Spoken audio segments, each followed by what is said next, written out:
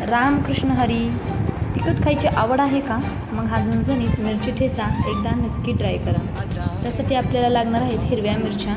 बघा तर हिरव्या मिरच्याची देठं या प्रकारे आपण काढून घ्यायची आहेत आणि त्या लोखंडाच्या कढई किंवा तव्यामध्ये मिरच्या अशा भाजून घ्यायच्या आहेत. नंतर थोड्याशा भाजल्यानंतर त्यामध्ये थोडेसे शेंगदाणे मुठभर असे घालावेत आणि तेही परतून घ्यायचे व्यवस्थित. थोडंसं तेल टाकून मिरच्या आणि शेंगदाणे दोन्ही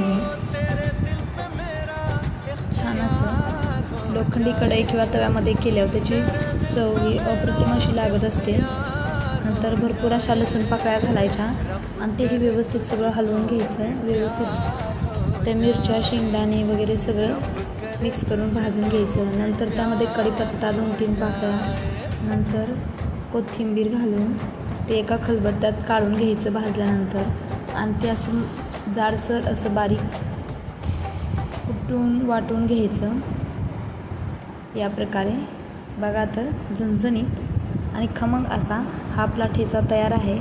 तर सर्वांनी ही रेसिपी नक्की ट्राय करा आणि ही रेसिपी जर भाकरीबरोबर जर हा ठेचा खाल्ला तर त्या अधिकच खमंग असा लागत असतो.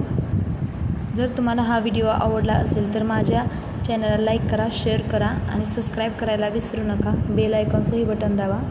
थँक्यू. लाईक करा, सबस्क्राईब करा.